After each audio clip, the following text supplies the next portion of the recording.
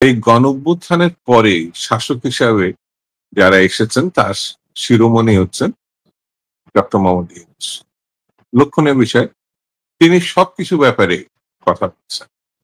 তিনি ব্যবসা সংক্রান্ত ব্যাপারে মানে শীর্ষ ব্যক্তি হিসাবে বসে তার যা যা দরকার সব, যে মামলাগুলো তার প্রত্যাহার হয়েছে, ঠিক হাসিনার সঙ্গে তার এই জায়গাটা একটা সাংঘাতিক মিল আছে। সেটি হচ্ছে শেখ হাসিনা ক্ষমতায় সরি আসার পরে কোর্টের মাধ্যমে তার সমস্ত মামলা প্রত্যাহার করেছে। বেগম জিয়া এবং তার দলের যেসব নেতাকর্মীরা শত শত না হাজার হাজার না লাখ লাখ মামলা তাদের ছিল, তিনি একটাও করেনি। ডক্টর ইউনূস এসে তার মামলা এই মামলাগুলো কিন্তু রাজপথে গণতন্ত্রের জন্য তিনি মিছিল করেছিলেন, মিটিং করেছিলেন, ভাষণ দিয়েছিলেন। এই জন্য এই মামলা কিন্তু হয় নাই। তার বিষয়ে যে মামলাগুলো তার বিরুদ্ধে এবং সাজাও হয়েছিল সেটি ব্যবসায়িক এবং অন্যান্য প্রসঙ্গ। তিনি দাবি করেন মানে শেখ হাসিনা তাকে দেখতে পারেন না বলে, বা তার পছন্দের লোকজন দাবি করে তাকে দেখতে পারেন না বলে এই মামলাগুলো করা হয়েছে। ভালো কথা, দেখতে না পারার কারণে তো অন্যান্য নেতৃবৃন্দের নামেও মামলা হয়েছিল। তারা কি ৬০ লক্ষ মামলা, ৬০ লক্ষ আসামি, তারা কি সত্যি করে মামলার অধিকারী? যেমন আমাদের মহাসচিব, যেমন আমাদের chairperson Begum Zia, acting chairperson Tarique Rahman সাহেব যে মামলাগুলো, সেগুলি সত্য মামলা? সবই তো মিথ্যা মামলা।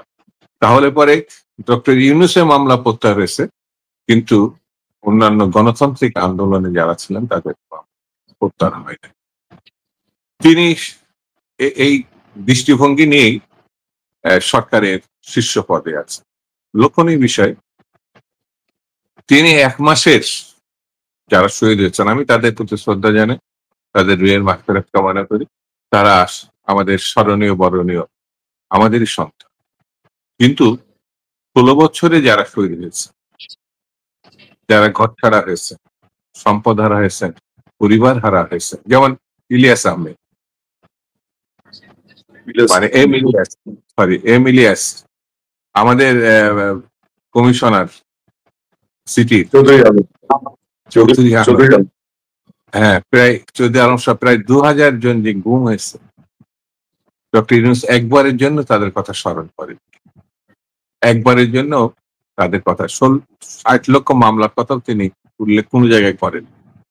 তিনি বলেছেন শিক্ষার্থীরা, লক্ষণীয়, তার ক্ষমতায় বসেছে। শিক্ষার্থীরা সঙ্গে ছাত্র জনতার আন্দোলন হয়েছে, শিশুরাও এই আন্দোলনে শহীদ হয়েছে, তাদের কথাও তিনি বলেন। অর্থাৎ একটি খুব কুঠারি দৃষ্টিভঙ্গি নিয়ে ডক্টর ইউনূস ক্ষমতায় এসেছেন এবং ১০ মাসে তিনি নাকি খুব বিদ্বান এবং খুবই পরিকল্পিত একজন মানুষ। লক্ষণীয় ব্যাপার হচ্ছে ১০ মাসে একটি দিনের কথা উল্লেখ করতে পারেন, ১০ মাসে একটি মাসের কথা উল্লেখ করতে পারেন, ১০ মাসে খালি ডিসেম্বর অথবা জুনে পরবর্তী বছর, এরকম একটি মানুষের কাছে দেশ এখন পড়েছে। স্বাভাবিক কারণে এই দীর্ঘ সময় চলে যাওয়ার পরে তার নিয়ে যে আস্থাই ছিল, বিশ্বাসে ছিল, সেটাই অনেকটাই চির ধরেছে বলে আমার কাছে মনে হয়েছে।